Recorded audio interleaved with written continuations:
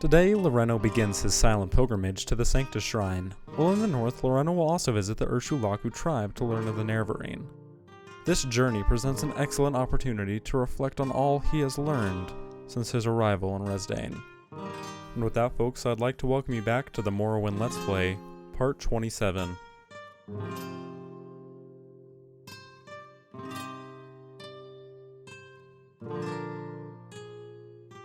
Hey folks, so welcome back to another episode of the Morrowind Let's Play. So as we talked about at the end of the last episode, we're gonna try doing this quest for the temple where we have to go up north and we have to be silent about it. It's a silent pilgrimage. And then since we're gonna be up north, we should probably stop by Urshilaku and do all that stuff, and then I don't remember if there's any other stuff up here I have to do. I know I have to find Shara and for the Morag Tong, so I'll probably do that while I'm up there. And I'm thinking I'll accept this quest and then I'll meet you folks at Margon and I'll travel along a little bit and then get back when we're at Dagonfell, which I think that's where it is. Let's just actually double check real quick where exactly I have to go. The Sanctus Shrine. There's no easy way to get to the Sanctus Shrine in Dagonfell and the waters. There's no easy way to get to the Sanctus Shrine in Dagonfell. Okay, yeah, so it's just in Dagonfell, so we have to go there. Alright. So it's time for a lot of quiet silence to do this mission. So let's start it.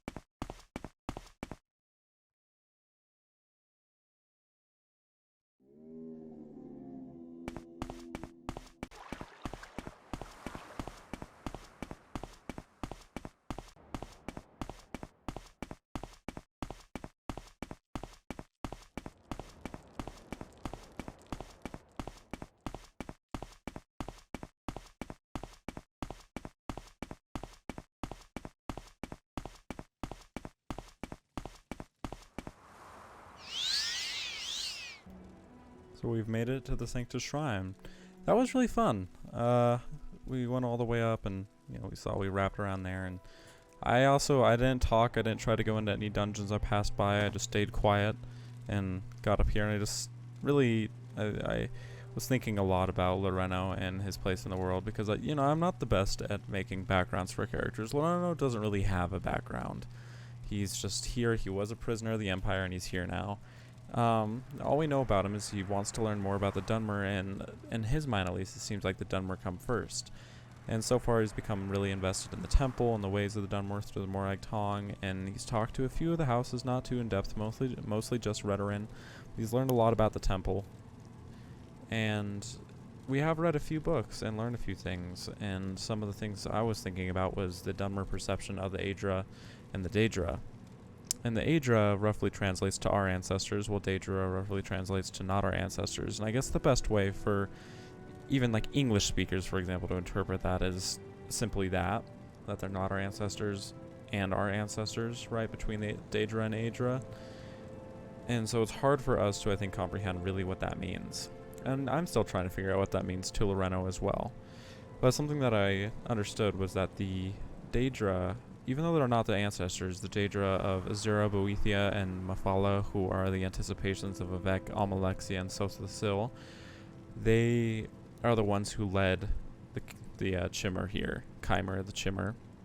I don't remember if we read that, so forgive me if I've exposed a little bit too much of the lore from my character about the Chimmer and who they are. I would expect Lirreno to just know that, though, as a Dunmer, what the Dunmer came from.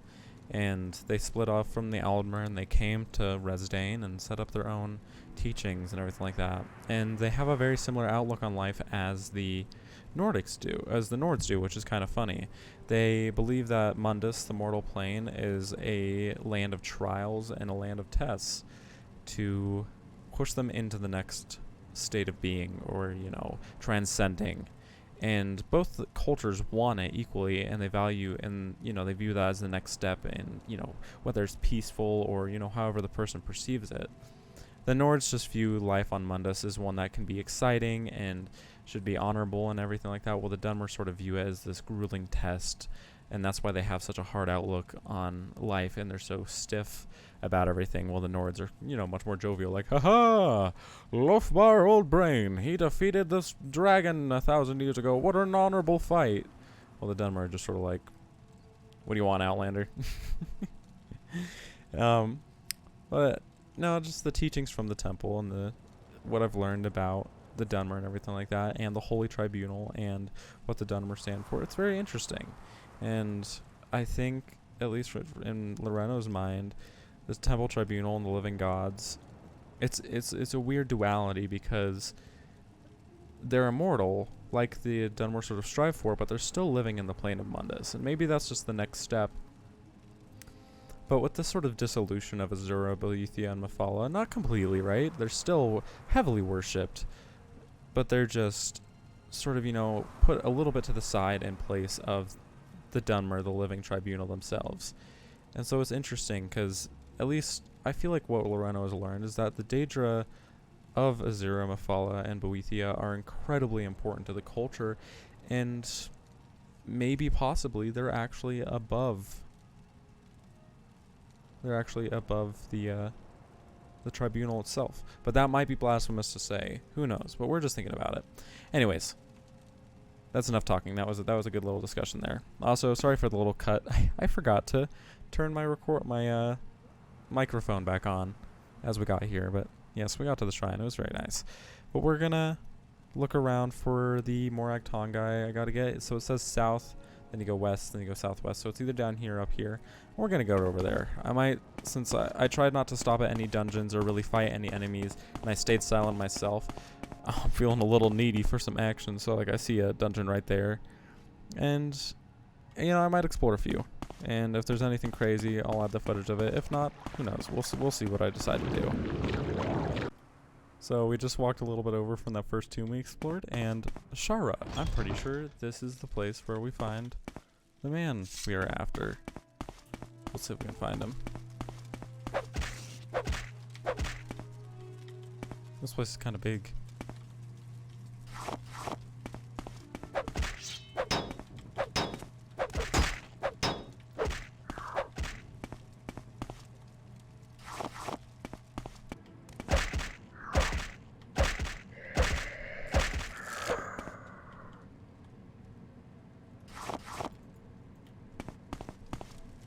Oh, and I think this is him. Yeah, it is.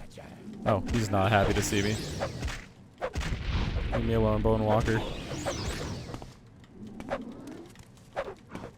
Come on. Stop it. Alright. Okay, that was pretty easy. And what do you have on you? Silver Staff of War. And you have any sanguine items? No, you don't. Oh, wait, it's an honorable kill, right? Okay, well, let's just loot this place up a little bit, and then I think we're gonna go down to the camp over here, Urshilaku Alright, so we're just coming up on the camp right now, and of course it's an ash storm as always. But I think... let's see. Okay, let's go into the Wise Woman's. I think this is who I have to meet. Hello, Nibani. You're in the wrong place, Outlander. Leave now. I was actually hoping to rage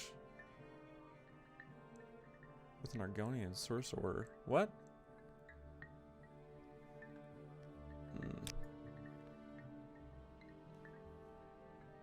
Can I ask her about my disturbing dreams? This is a strange dream indeed. The Sharmat Dagothar speaks to you in the voice of prophecy. He curses the 3 betrayers, the 3 false gods, Vivek, Alexia, Sothasil. He calls you to drive the Outlanders from Morrowind. This is a very strong dream, very cunning, a dream to stir hearts. This is a very good lie. He called you Nerevar, and the dream of the Nerevarine is very strong and very dangerous for you, and for all my people. In ancient days, the Deep Elves and a great host of Outlanders from the west came stealing the land of the Dunmer. In that time, Nerevar was the great Khan and war leader of the House people, but he honored the ancient spirits and the tribal law, and became as one of us. So when Nerevar pledged upon great ring of the ancestors, one clan under Moon and Star, to honor the ways of the spirits and the rights of the land, all the tribes joined the House people, fighting a great battle at Red Mountain. Though many Dunmer tribesmen and housemen died at Red Mountain, the Dwemer were defeated and their evil magics destroyed, and the Outlanders driven from the land. But after this great victory, the power-hungry Khans of the Great House slew Nerevar in secret, set themselves up as gods, and forgot Nerevar's promises to the tribes. But Nerevar will come again and cast down the false gods by the power of his ring, and will make good his promises. Honor the spirits and drive the outsiders from the land. Okay, do I have to give you a gift? Do you want to offer me a gift? Good. I am not proud. I like gold. This is the custom of the Outlanders. Call a bribe, yes? So can I give her 100 gold?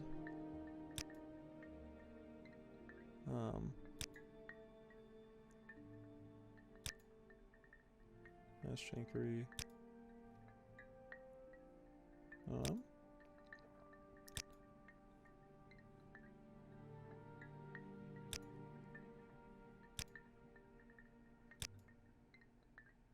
Let's see. So what did it say in my journal? The runner told me that she would never meet with an Argonian sorcerer.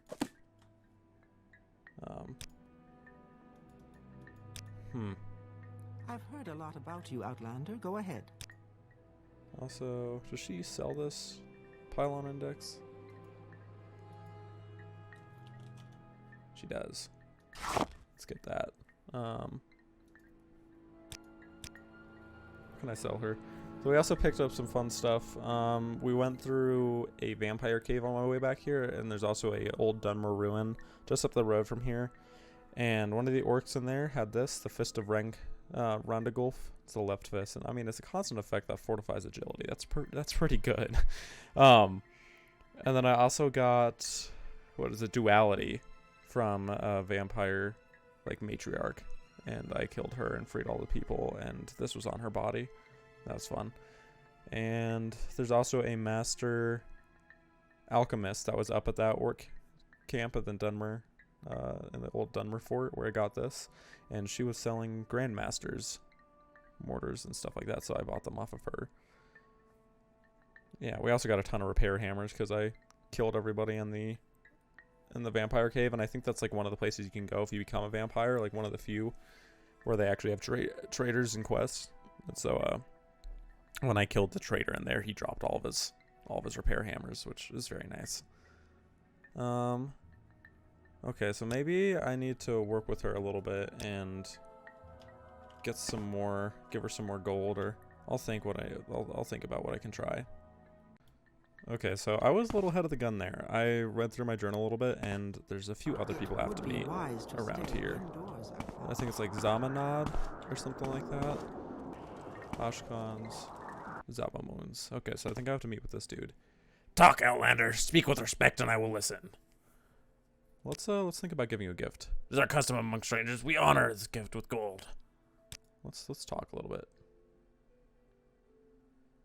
Can you tell me about the Nerevarine Prophecies? The Nerevarine Prophecies are not for Outlanders. Why should Sol Matul and Abena Mesa speak to you about these things? Who are you and why should I trust you? What about if I give you 200 gold? Yes, a gift of 200 gold coins. That is the earnest proof of your respect. Yes, I believe you should speak to our Ashkhan. Perhaps he'll be angry with me, but I think I can bear that. Go to Ashkhan's yurt and speak to Sul Matul. Ask him your questions and tell him I have sent you. Okay. So we gotta go to the Ashkhan's yurt. Oh, right here. Oh, you already got the shield up and everything. Wind chimes right in the middle. Alright. Hello, Sul Matul. So my champion Zabaman has sent you to talk to me about the Nerevarine Prophecies, and go ahead, Lirreno Randevi, talk. I'm very curious. Well, first, can I give you a thoughtful gift? Okay. Can you tell me about Urshilaku? The Urshilaku are the Ashlanders of the Northern Ashlands and the West Gash. I am the chief of the Urshilaku, and Abena Mesa is their wise woman, a deep and shrewd counselor and seer of the Nerevarine cult. Okay, can you tell me anything about the prophecies? You think you fulfill the Nerevarine Prophecies. You wish to be tested to see if you are the Nerevarine. No Outlander may join the Nerevarine cult. If you are a clan friend and adopted member of the Ashlander tribes, then perhaps. I have an initiation rite in mind. If you pass this test, I will adopt you as a clan friend of the Ashlanders, and then I will submit you to Abena Mesa, our wise woman, who is skilled in oracles and mysteries, and who will test you against the prophecies. Alright, what's the initiation rite then? To be adopted into the tribe, you must undergo a harrowing. In a harrowing, you will be judged by the spirits of the ancestors to see if you are worthy. Go to the Urshilaku burial caverns and fetch me Sulusinipu's bone biter bow. Sulusinipu was my father, and his spirits guard his bone mold longbow deep in the burial caverns. Return to me with this bow, and I will adopt you into the Ashlander tribes as a clan friend. Where is this burial cavern? The burial caverns lie to the southeast of the camp, a north-facing door in a little hill halfway between us and the slopes of Red Mountain. Go north from the camp to the water, then turn east. At a rock cairn on the beach, turn and head straight south until you find the door. The spirits of our ancestors guard the cavern. They will attack you, and will kill you if they can. Force your way past them, or evade them. Get the bow and return to prove your worthiness.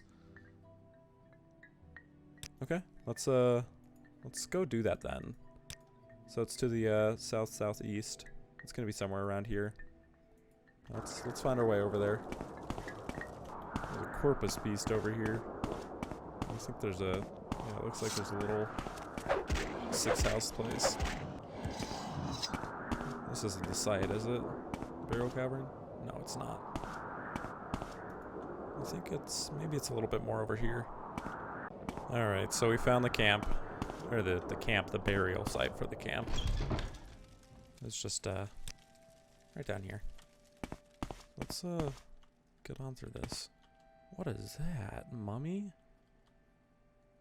Oh, whoa, that's wicked. You can't like take the chitin spears, is what I'm at. That's cool though. So let's get through here then and defeat all the enemies and get the bow back.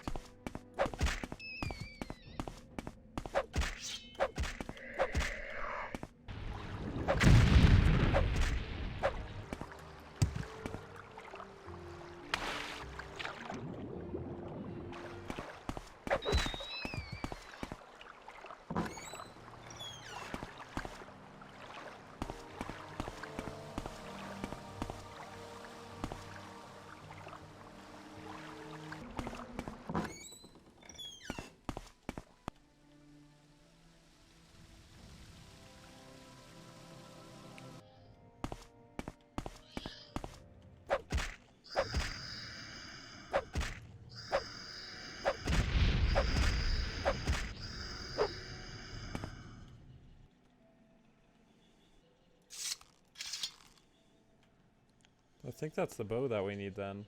And where is it again? Bonebiter Bowl of Sol Sinopol. Yeah. He did say bone mold bow, but I think that was just a text error. Okay, so we got that. We also found some cool stuff in here. Some stuff that's worth selling, like this helmet. We also found Mage Bane, which I don't know if it's a special weapon. I think it's special because it says it was specifically found. Versus like, you know, like the glass jink bait. It's just like, oh, it's just a glass dagger. This says it was found in the burial cavern. That looks pretty cool. It's a glass sword. And it's, what does it do? I'm imagining it damages magickas. Oh no, you resist magicka. That's pretty cool. Anyways, then let's I'll keep exploring just a little bit, and if I find anything cool, I'll let you guys know. But otherwise than that, we're just gonna get back to the camp. So we're back in the camp now. It's about 3 a.m., so it's pretty dark out, but hey, this game's actually kind of light during the night, which is nice. Let's bring this bow back. So Outlander, have you completed the initiation rite? I have. This is my father's Bonebiter bow. You have completed the initiation rite. I name you Lirreno Randevi, clan friend of the Ashlanders. Keep my father's bow and bear it with honor. You are a friend of our tribe and may rest in any Urshilaku bed, but do not harm any other tribe member, or take their things. And now I will fulfill my other promise. Go to the wise woman's yurt, and Nebena Mesa shall examine you and test you against the Nerevarine Prophecies. Okay, awesome. Do you have anything else to tell me about the Nerevarine Prophecies? Now that you are a clan friend, I shall speak plainly. I find it hard to believe that you are the Nerevarine. You are an Outlander, but the Nerevarine comes to drive all Outlanders from Morrowind. How could an Outlander be the incarnate? The great houses stole our lands and mocked us with false gods. The godless Outlanders steal our land and our dignity. The Nerevarine is the last hope that the Outlanders have. I will let no Outlander steal this hope from us. These are serious words, Lirreno Randevi, words of life and death. I will see honor and merit in you, and I am proud to name you clan friend, but take care what you say and do in the name of the Nerevarine. Now go question Nebena Mesa and learn all she can tell you. Okay. Interesting. I was wondering about that too, as the Outlander. Because, I mean, of course I'm playing a Dunmer, but how they would react, like, you being an Argonian, for example. Alright, then let's see what she has to say for us. So, hey, Nebena Mesa. Go ahead, do you have questions about the Nerevarine Prophecies? Have you come to see if you can pass the test? Do you think you are the Nerevarine? Yeah, what do you have to say about the prophecies? There are many Nerevarine prophecies, and they suggest many things. Aspect and uncertain parents, the moon and stars, sleepers, 7 curses, the curse's bane, the prophecy of the stranger, the prophecy of the 7 visions, and the lost prophecies. Ask me of these things if you are patient, if you would be wise. Ask me of these things if you... let me start that over again. Ask me of these things. Ask me of these things. If you are patient, if you would be wise, or if you'd be impatient to know, just ask. Do I pass the test of the Nerevarine Prophecies? Go ahead, Outlander. I am the wise woman. Ask your questions and I will answer. Alright, well let's learn a little bit about the Nerevarine then. What is the aspect of uncertain parents? If what you say is true, you are indeed born on a certain day of uncertain parents. This is part of the prophecy, but many have the same birthday and many are not sure of their parents. It is interesting, but it does not make you the Nerevarine. What about the moon and star? Legend says Enduro Nelvar's family standard bore the moon and star, and Nerevar's armor and weapons bore the sign. Some say he bore the moon and star birthmark. Some say he has a magic ring marked with a moon and star. Others say he was born under a moon and star. In any case, I think the moon and star is the mark of the Nerevarine, and you do not have this mark, so you are not the Nerevarine. What about the sleepers? Rumors say that in the towns, mad cultists called sleepers are attacking people, saying that Dagoth has awakened and will drive the Outlanders from Morrowind. Perhaps it is just a coincidence, but I think it is a sign of the Nerevarine. Not necessarily that you are the Nerevarine.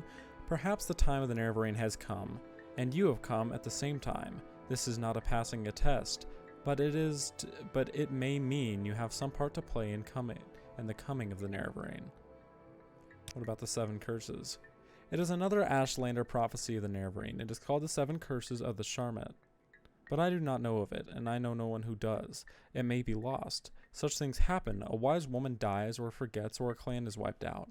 Perhaps someone knows, but is keeping it secret. Perhaps it is one of those many books of your settled peoples. I have heard the dissonant priests of the temple may have such books. Okay, so if we can find the dissonant priests, we might be able to learn actually more about the Sharmat, or Dagoth. Alright, then what about the prophecy of the stranger? This is the best known of the Nerevarine prophecies. We call it the stranger. When earth is sundered and skies choked black, and sleepers serve the 7 curses, to their hearth there comes a stranger journeyed far neath moon and star. Though stark born to sire uncertain, his aspects marks his certain fate. Wicked stalk him, righteous curse him, prophets speak, but all deny. Many trials make manifest the stranger's fate, the curse's bane. Many touchstones try the stranger, many fall, but one remains. Interesting, okay. And what about the 7 visions? The full title, The Prophecy of the 7 Visions of 7 Trials of the Incarnate. Listen and I will tell you the verses. 7 trials. When he puts his hand to, that shall be done. When is left undone, that shall be done. The first trial. On a certain day, to uncertain parents, incarnate moon and star reborn. Neither blight nor age can harm him, the curse of flesh before him flies. In caverns dark, Azur's eyes see and makes to shine the moon and star. A stranger's voice unites the houses, 3 halls call him the Hortator. He honors blood of the tribes unmourned. He eats their sin, and is reborn. He speaks the law for Veloth's people. He speaks for their land, and names them great. What does this prophecy mean? It tells us who the Nerevar will be, and the trials he must undergo before he fills his destiny. Some parts I understand, some parts I do not. I will answer your questions as best I can, but I cannot pretend to understand it all. Okay, that's really interesting, actually. So, okay, uncertain parents. Does this mean blight doesn't hurt him and of old age? Does that literally mean he doesn't age, or that as he gets older he still is as strong? He doesn't lose strength. And the curse of flesh. So I imagine that's the blight, right? The blight just doesn't affect the Nerevar. And caverns dark Azur's eyes see and makes to shine moon and star. I'm not sure about that one. A stranger's voice unites the houses. 3 halls call him Hortator.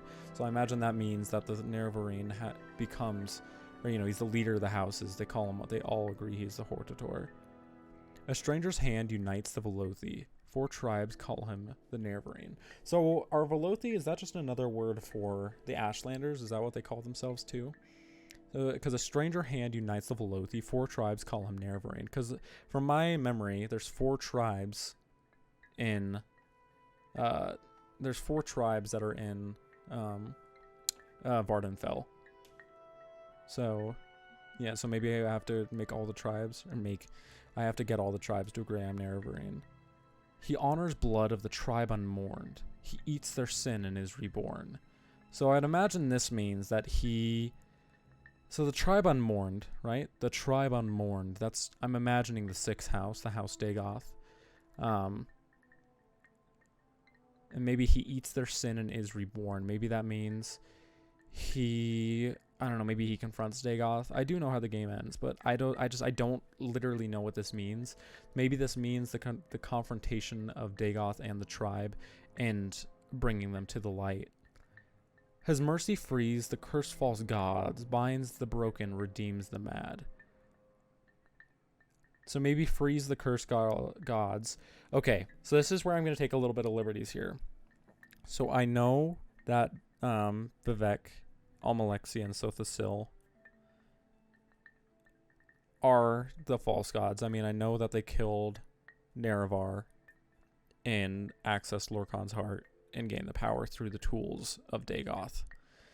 And so in Dunmer culture, like I was talking about earlier at the Sanctus Shrine, immortality isn't necessarily the goal. It's moving on to the plane of Mundus. So maybe his mercy frees the cursed false gods. So maybe in an aspect, Vivek, Almalexi, and Sothasil are actually cursed with their immortality. Binds the broken, redeems the mad.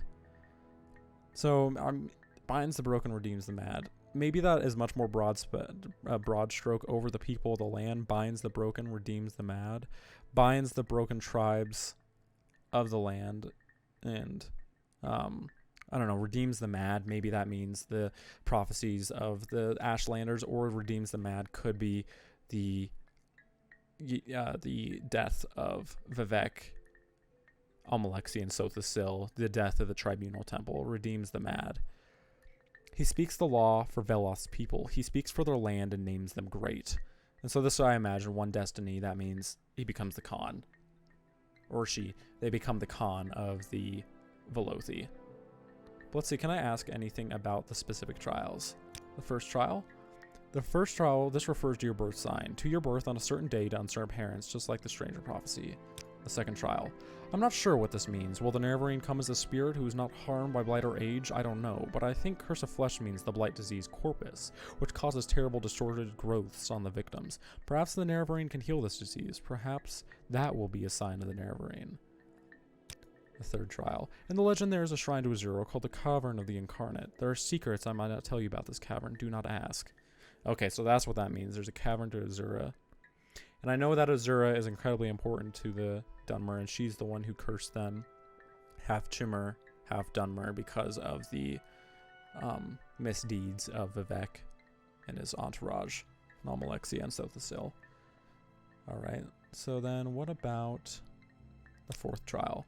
A Hortator is a war leader chosen when Dunmer great houses must put aside their normal feuds to unite against a common enemy. This has not happened since the Empire invaded our land. The fifth trial. The Ashlanders are sometimes called the Velothi. Okay, so I was right there. For the prophet Veloth, who guided us to this land many, many centuries ago. And the four tribes are the four tribes of Vardenfell. The Urshilaku, the Ahamusa, the Zainab, and the Urban Imson. It would be truly a miracle to unite these four tribes who have so long raided and warred with one another, but the Nerevarine must be the one who performs miracles. Okay, so I was fairly accurate about that one too. In the sixth trial, I'm not sure. The tribe on Morn may mean the sixth house, House Dagoth, which was exterminated after the Battle of Red Mountain. But it may also mean the Dwemer, or the Dwarves as the Westerners call them, and eating sin is doing atonement for another sin. That's another interesting interpretation. Because the tribe unmourned, the sixth tribe unmourned. Come here, Nerevar under moon and star, right? Like, that specifically refers to Dagoth, but that's an interest. I never even thought about that, the Dwemer. Because let's think, there's the Aldmer, right? There are the Dunmer. There's the Bosmer, right? And this is just talking about tribe unmourned. It doesn't mention six. And so that could be the Dunmer. But I do wonder as well, maybe in this they're also talking about the literal aspects of the Snow Elves and the Khajiit. Because the Khajiit, or even the Orsimer, right? Because the Orcs. So maybe either the Snow Elves or the Khajiit in the next one. Because the Khajiit are thought to also be maybe brought from Elven descent. But maybe literally the Snow Elves. And that's 5, right? So you have the Dunmer, Aldmer, Bosmer, or even Shimmer. Jeez, there's actually a lot. So I don't know if it literally means 6. But it's also just interesting that's the 6th trial. And then 7th trial. The cursed false gods must be the tribunal. They are surely false gods, evil sorcerers and necromancers, and they murdered Nerevar, so they might set themselves up as gods. Binds the broken must refer to Nerevar's broken promise to the Ashlanders to honor the way of the spirits and the rights of the land. Okay, yeah, that makes more sense. Binds the broken, redeems the mad. So I was kind of talking about the Ashlanders there and their beliefs. I forgot about the spirits and the rights of the land, that the tribunal has kind of respected ancestor worship, but not to the extent of the Velothi. And one destiny.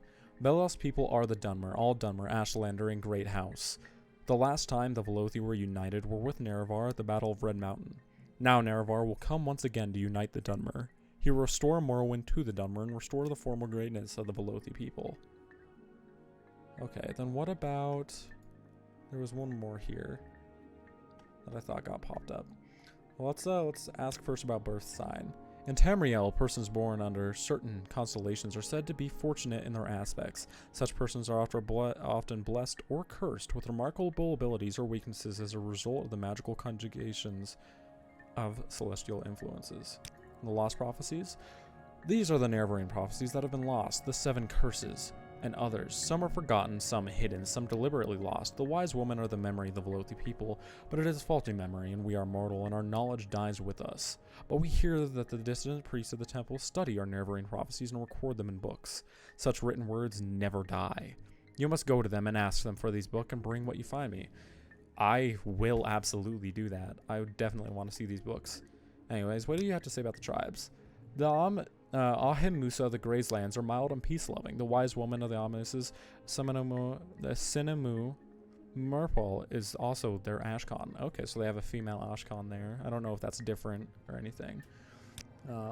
In the Era Ben Imsum, The Urbanimsum of the Molagamur love themselves and their weapons above all else. Their Ashkan Ultothpal is cruel and ambitious, and his Gulak Khans are just like him. Their wise woman Manarai is cautious and reasonable. Seek her counsel, don't waste your speech on the war cons.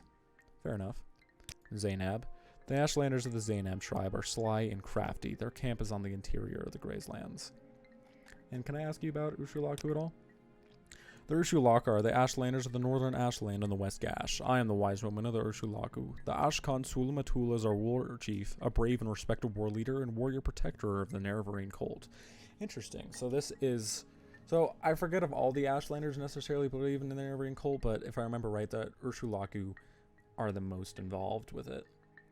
Alright, so let's ask her in the next episode about passing the test.